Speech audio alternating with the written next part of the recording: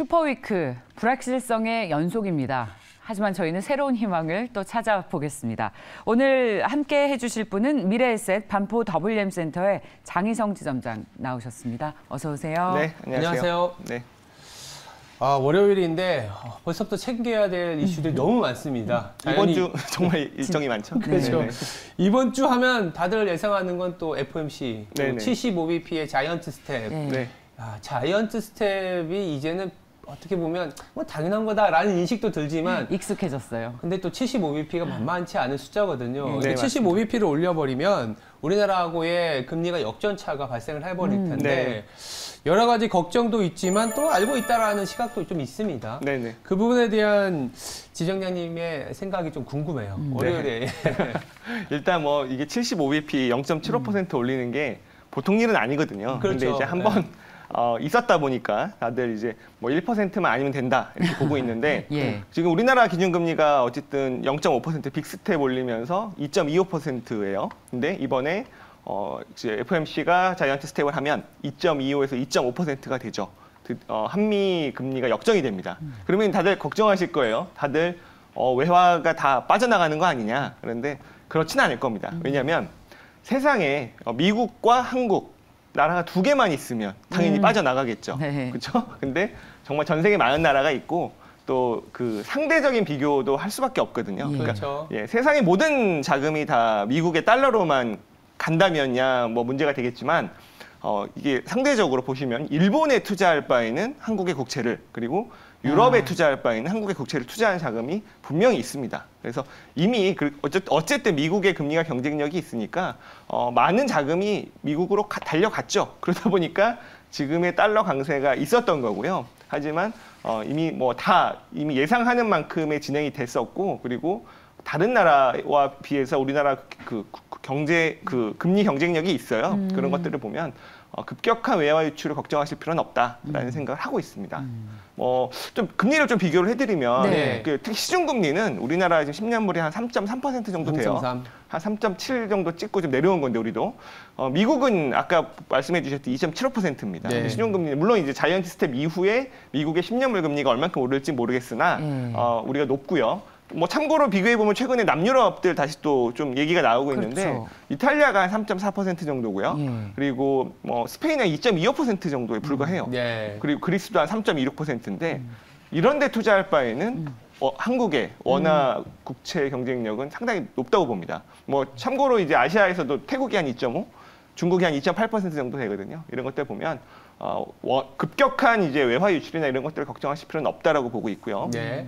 그와 맞물려서 글쎄요, 일단 그 원화 강세가 조금 진정되는 모습이 나오곤 있어요. 최근에 보면은 어쨌든 유럽이 빅스텝 하면서 유로화가 어쨌든 페리티 1달러를 좀 지켜내면서 그 1달러 1유로를 좀 지켜내면서 그리고 또 엔화가 조금 아직 꺾이지는 않았는데 이런 것들 보면 그런 이제 환율이나 외화 유출 이런 부분 아주 크게 걱정하실 필요는 없겠다. 그런 생각이 좀 들고 있습니다.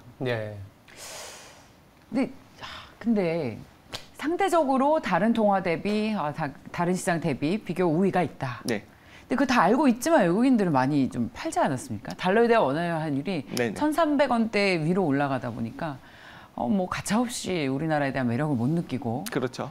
그래서 달라진 건 없다. 달라진 건 없지 않을까. 우리가 항상 보면은 이미 그래서 많이 나간 거예요, 이미. 그래서 달러가 이미 1,320원까지 찍었고. 돌아올 이유가 또 있습니까? 모든 건 이제 피크아웃이죠. 우리가 항상 시장에서 되게 기대하는 건 피크아웃 아닙니까? 물가의 피크아웃, 금리의 피크아웃. 일단 금리 피크아웃은 본 것 같아요, 확실히. 그죠? 그리고 물가의 피크아웃도 보고 있고요. 환율의 피크아웃을 보고 있는 과정인 것 같습니다. 그러니까 달러 강세의 피크아웃을 보고 있는 과정인 것 같은데 일단 22년 좀 본인들의 역할을 해준 것 같고요. 그러면서 이런 것들을 보게 되면 그 외국인들 입장에서도 계속적으로 원달러 환율이 오르는 과정에서는 국내에 들어올 이유가 없죠. 근데 피크아웃이 만약에 됐다면 이거는 이제부터 들어오는 건 다 먹는 거잖아요. 환차익이 나는 거기 때문에 이런 부분들을 본다면 이게 물론 이 1,300원 밑으로 떨어지고 이런 것들이 뭐 계속적으로 낮아지는 하향 안정화되는 게 보이면 외국인들 매수세는 아마 이어질 수 있을 것 같습니다. 달러에 대한 원화 환율도 피크아웃, 외국인 투자자들도 이에 따라서 이제 슬슬 다시 돌아올 수 있다. 그렇죠. 그러니까 기준금리 자체가 올라가는 폭이 벌써 지금 올해에만 미국이 이번 주에 75bp를 가정하면은 2.5%까지 올린 거거든요. 네네. 남은 하반기에 컨센서스 상으로는 3.5%라 그러면 1%가 남은 거예요. 물론 네네. 이게 산을 오를 때 1%가 남으면 더 힘들다 이런 얘기도 있지만 근데 2.5% 오르는 그런 고통보다는 뭐 1% 때에 따라서는 1%가 아닐 수도 있는 상황. 네네. 이게 이 유가와 연결되면 네. 그러면 외국인이 파는 그런 속도나 강도는 초반보다 중반 그리고 지금이 가장 세다라는 얘기를 할 수 있는 거죠. 예. 그래서 지금부터 그러면은 이제 FOMC 끝나면 외국인이 사겠네 이런 거보다 매도 압력이 조금은 줄어들기 시작하면서 그렇죠. 조금씩은 반전의 계기를 잡지 않을까. 좋아져서가 아니라 아주 안 좋아져서 돌아가는. 제가 어디 가서 세미나 할 때도 그런 얘기 하거든요.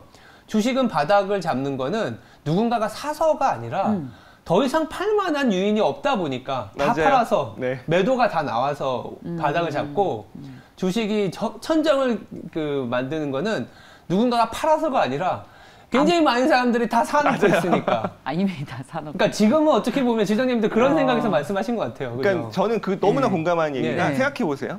모든 사람들이 주식에 대해서 좋게 얘기한다는 뜻은 다 주식을 샀다는 얘기예요. 그렇죠? 그리고 모두가 주식을 나쁘게 얘기한다는 얘기는 팔 사람들은 다 팔았다는 얘기거든요. 그래서 이게 심리가 반대로 간다는 얘기인데 그런 게 작용을 할 것 같고요. 그래서 이제 피크아웃이 중요하다. 맞습니다. 네. 믿어볼까요? 두 분 모두 일치하니까 슈퍼위크를 앞두고 네. 이제 걱정들 다 이제 정말 쏟아져 나올 그런 실제로 뉴스로 확인이 될 시점이니까 네. 악재는 피크아웃을 지났다. 그런 결론으로 그럼 1번을 네, 내려보겠습니다. 네. 자, 그러면 다음 이슈로 넘어가 볼까요? 네. 그리고 주말 동안 저희가 이 뉴스가 호재가 될 거라고 봤었어요. 러시아와 우크라이나가 곡물 수출에 합의를 했습니다. 그래서 실제로 곡물 가격이 국제시장에서 안정을 찾았는데 다음 날 러시아가 다시 미사일 공격을 또 했습니다. 자, 이렇게 뉴스가 러시아와 우리 거의 중국과 러시아 뉴스는 사실 살짝 신뢰도가 좀 떨어지죠. 그렇죠. 다음날 어떻게 말을 바꿀지 몰라서. 네. 자, 그런데 일단 곡물 시장이 안정을 찾을 수 있을 만한 뉴스일지 어떤 밸류로 우리가 이 소식을 접해야 하는지 우리 지점장님께서는 어떻게 해석하고 계신지 궁금합니다. 일단 22일 날 합의가 있었죠. 그리고 러시아, 우크라이나, 그리고 튀르키예, 그리고 유엔이 합의를 했는데 그 다음 날 또 오대상에 러시아가 폭격을 했는데 미사일 공격을 했는데 일단 이 합의 사항이 뭐 완전히 그 오대상의 공격을 멈춘다는 게 아니라 그런 이제 곡물을 수송하는 선이 왔다 갔다 할 때는 이제 공격을 멈추겠다는 거니까 네. 아직까지 완전히 위배한 건 아닌 것 같아요. 좀 봐야 될 것 같습니다. 그래서 물론 이제 오늘 이제 좀 있으면 미국의 선물 시장이 다시 가동을 할 텐데 이때 그런 곡물 가격이 다시 튀는지 뭐 어느 정도는 다시 올라올 수 있겠죠. 이런 것들을 봐야겠지만 일단 뭐 나쁜 소식은 아닙니다. 나쁜 소식은 아니고 그 합의 사항을 지켜내는지 아직은 더 확인을 해봐야 될 것 같은데요. 이게 그 5대 사항 등지에 아직 수출이 안 돼서 쌓여있는 곡물이 그 우크라이나 정부 추산으로 한 2천만 톤 정도 된다고 해요.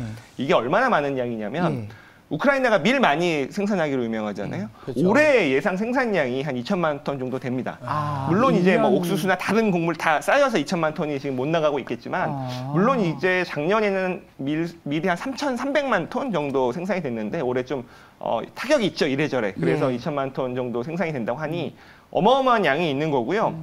이게 그 우크라이나의 글로벌 교역 점유율을 좀 보면 옥수수가 한 14%, 밀이 한 9%, 보리가 10%, 해바라기유가 43%예요. 굉장히 중요하죠. 특히 이거를 받아가는 곳은 유럽 그리고 중동 그리고 동남아시아 이쪽입니다. 그래서 우리는 이제 피부로 못 느낄 수 있지만 특히 중동이나 이런 데는 절대적이거든요. 그렇죠. 자기네들이 또 생산을 못하기 때문에 굉장히 좀 중요하고요. 이게 어떤 식으로 좀 합의가 있었나 봤더니 그 5대 사항의 곡물 운송선이 이동할 때 러시아군이 공격을 중단한다. 뭐 아예 이쪽이 안 한다는 게 아니고요. 그리고 그 어쨌든 이쪽에 기뢰나 이런 것들이 많이 있잖아요. 그러면서 그 이제 우크라이나 군함이 이 길을 안내한다. 그런데 러시아가 걱정하는 거는 이 배에 무기가 뭐 밀반입되거나 밀반출되는 거를 걱정해서 튀르키예가 그거를 감시한다.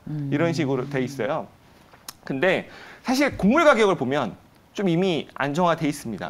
뭐 가장 중요한 밀 소맥 가격을 보면 이게 이제 부셸당 그 지금 755센트까지 떨어졌죠. 근데 이게 그 1,400센트까지 올랐었거든요. 와. 전쟁하고 나서. 그럼 이미 700센트 때는요 전쟁 전의 가격입니다.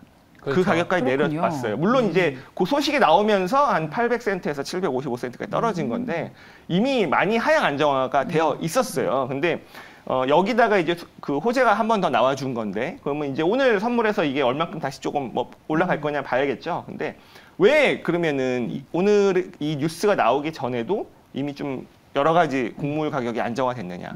일단은 그 우리의 걱정이 과장됐을 수 있는 거고요. 그리고 러시아의 곡물도 무시하지 못하는 양인데 이거는 어쨌든 뭐 유럽으로 안 가면 인도랑 뭐 중국으로 가는 거 아닙니까? 그러면 또 거기서 또 원래 중국과 인도가 사던 물량은 남아서 그게 다시 유럽으로 이렇게 갈 수 있고 이런 것들이 많이 있는 거죠. 거기다가 이제 그 모든 빈 땅마다 밀 옥수수 막 심지 않았겠습니까? 그죠? 그런 것들이 이제 자본주의가 작동하는 거기 때문에 이런 곡물 가격은 좀 미리 안정화가 보였었고요. 거기에 조금 한 번 더 완전히 전쟁 전의 가격으로 떨어질 수 있는 뉴스가 나온 건데 그렇다면 근데 그럼에도 불구하고 이번에 수출길이 열리는 게 중요한 이유가 있습니다. 네. 왜냐면 이게 이제 2천만 톤이 빠지는 것도 중요하지만 그 우크라이나 농부들이요. 이거를 팔아서 돈을 받아야 다음 농사를 지을 거 아니겠습니까? 그렇죠. 그래서 지금까지 안정화는 됐지만 여기서 이거를 이어나가는 데는 그 우크라이나 곡물이 수출이 되는 게 굉장히 중요했던 거죠. 그런 것들을 좀 봐야 될 것 같습니다. 맞습니다. 이렇게 되다 보니까 당연히 우리 시장에서는 이런 얘기가 나올 수 있을 것 같아요. 곡물 가격이 빠지면 네. 어떤 거 사야 돼? 아니, 곡물 가격이 빠지면 보통은 이제 일반적으로 또 음식료주를 그렇죠. 많이 생각할 수 있잖아요. 네. 그동안 워낙 원재료 가격이 올라왔던 부분들에 대한 고통이 좀 심했거든요. 맞습니다. 판가 인상했는데 원재료가 하락하면 살 수 있습니다라는 얘기를 지난 6개월 동안 계속 했었던 것 같아요. 맞아요. 모든 애널리스트들이. 네. 드디어 와 있는지 어떻게 보세요? 일단은 그 말씀하신 대로 그 음식료 업체들이 좀 고통을 받다가 마지못해 올리고 그렇죠. 또 원재료 가격이 빠진다고 해서 내리진 않아요. 그렇죠. 내리진 않는데 그래서 보통 한 6개월 레깅이 좀 있다고는 하는데 그렇다면은 사실 지금 이렇게 곡물 가격이 떨어진다고 해서 원재료의 그런 가격 반영이 바로 되지는 않을 겁니다. 또 비싸게 사놓은 것도 있을 거예요. 그런 것들이 실적이 좀 엉켜 있긴 할 텐데 근데 어쨌든 음식료 업체들은 곡물 가격 빠지는 게 호재이기 때문에 그렇죠. 뭐 센티멘트적으로도 분명히 영향을 받을 거고요. 또 대표 음식료 업체들 주가가 뭐 그렇게 좀 많이 빠져 있습니다. 또 그래서 이런 것들은 분명히 좀 보실만한 재료긴 한데요. 근데 어쨌든 뭐 포트폴리오의 메인으로 갈 수 있는 섹터는 아니기 아니죠. 때문에 예. 관심 정도를 가지시면 좋을 것 같고 그보다도요. 우리나라는 곡물이든 뭐 유가든 예. 이런 원자재가요 떨어지는 거는 무조건 좋은 거예요. 무조건 좋은 왜냐하면 우리나라가 지금 보면 상반기에 103억 달러 무역 수지 적자가 났어요. 맞아요. 상반기 기준 최대 적자가 났죠. 6월 기준으로 수출액 최대치를 찍었는데도 월간 적자를 기록했어요. 이게 뭡니까? 다 그 원자재 가격이 비싸기 때문에 우리는 다 그렇죠. 수입을 하니까. 네. 그래서 전반적인 우리나라 증시에도 좋은 영향을 미칠 수 있는 재료다라고 보시면 좋을 것 같습니다. 에너지 비용과 그렇고 이제 원자재 비용이 줄어들게 되면 우리나라가 이제 8월 1일에 또 그 수출 데이터가 나오잖아요. 네. 만약에 이제 희망 회로를 돌려보면 무역 수지가 적자는 적자인데 적자 폭이 줄어들었다 그러면 그때부터 외국인은 들어올 수 있어요. 맞습니다. 그래요? 그게 포인트입니다. 그러니까 적자가 꼭 반드시 플러스로 돌아서야 되는 건 아니고 적자 폭이 줄어들었어? 제 생각에는 이 유가가 하락을 좀 해줬기 때문에 네. 적자 폭이 조금은 줄어들지 않았을까라는 기대는 해보는데 주 후반에 조금 그것도 체크 포인트이긴 합니다. 이번 주 낙관적인 시간이 좀 늘어난 것 같습니다. 두 분의 전문가님. 근데 이제 하나하나의 질문은 사실은 악재거든요. 네. FOMC도 75bp고 네. 러시아 곡물 수출도 아니 이거 재개한다고 했다가 어제 오데샤에 이제 공격을 했는데 뭐. 근데 이제 네. 이런 거죠. 이제 이게 초반에 우리가 예상하지 못했던 이슈들이냐 예상하고 소화하고 가격은 하락했는데 조금은 대응이 나오고 있느냐 그 차이에서 저희들은 바라보는 거 아닌가 싶어요. 곡물 가격 떨어지면 곡물주 우리나라에 상장돼 있는 곡물주 실적 잘 나올까요? 잘 나오겠죠? 그러니까 잘 곡물을 파는 업체들은 네. 좀 안 좋은 거고 안 좋고. 이거를 사서 사오는- 가공을 하는 업체들은 좋은 거죠. 사와서 그렇죠. 가공하는 업체들 예를 들면 뭐 대한제분 이런 회사들인가요? 어떤 회사들인가요? 그건 사실 잘 기억이 안 납니다.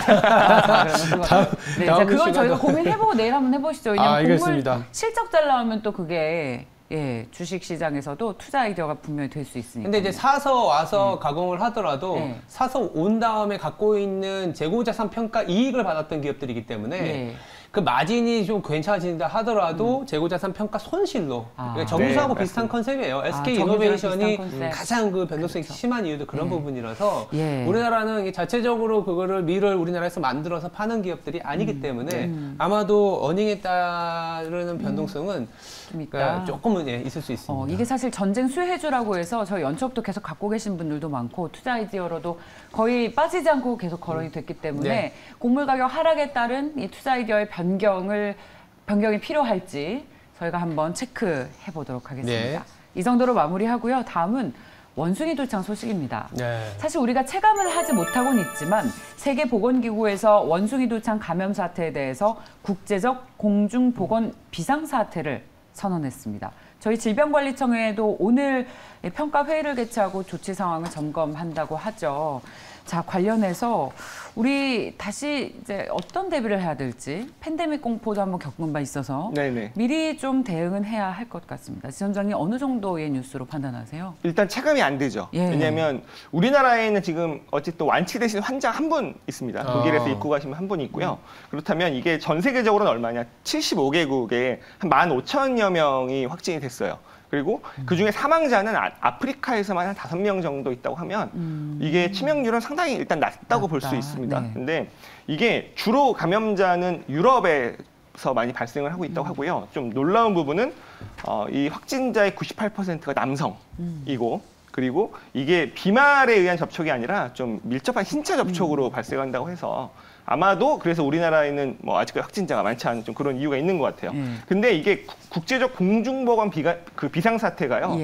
지금까지 7차례가 있었거든요. 그래서 09년도에 이제 신종플루에서 처음 해주고 이제 직전에 이제 코로나가 있었던 거죠. 그만큼 굉장히 심각한 사태를 선언을 한 거기 때문에 우리가 어쨌든 이거 좀 심각한 일인가 한번 생각은 해봐야 되는 겁니다. 그런데 이게 과연 아까 말씀드렸듯이 전 세계에 한 15,000명, 75개국이면 많이 퍼져 있긴 한데 정말 비상사태에 준하는 상황인가를 보면은 좀 논란이 있긴 있어요. 왜냐하면 이게 이제 전문가 긴급위원회에서 한번 자문 의견을 내는 게 있거든요.